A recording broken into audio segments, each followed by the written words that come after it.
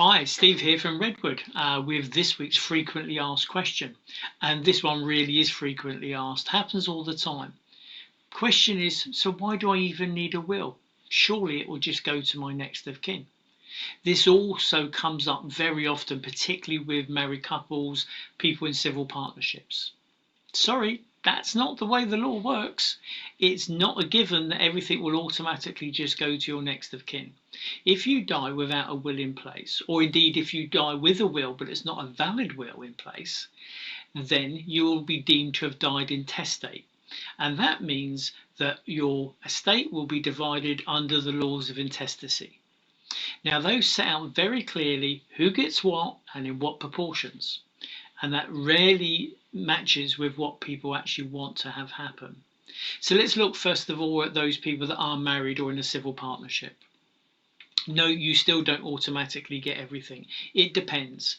And it depends on your circumstances, whether you have children or not, and other bloodline beneficiaries. So actually, without a valid will, it could easily be that your surviving spouse or civil partner does not inherit everything that you wanted them to inherit. Now, let's look at the situation of people that live together, because that, of course, is happening more and more these days. Do you know, there are absolutely no rights whatsoever.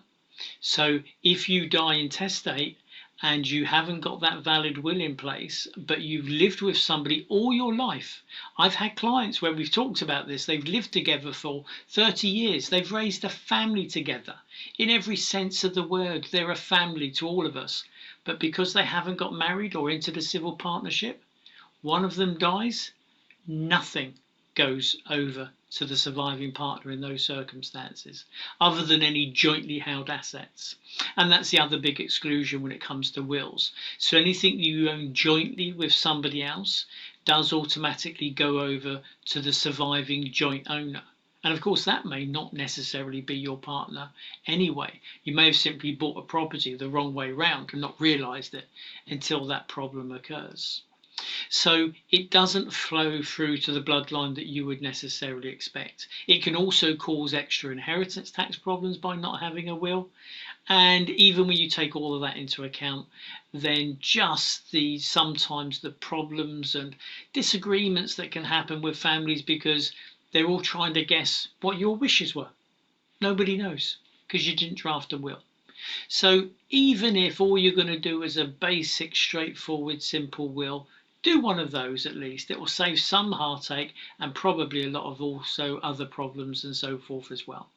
My only warning on that point is just be mindful of, the old saying, if it sounds too good to be true, it probably is. So when you see these advertisements that say a will, simple, easy, 10 minutes or, 19.99, that kind of thing, don't be surprised if you then find you're just giving your details to them and then somebody calls you to try and sell you other things.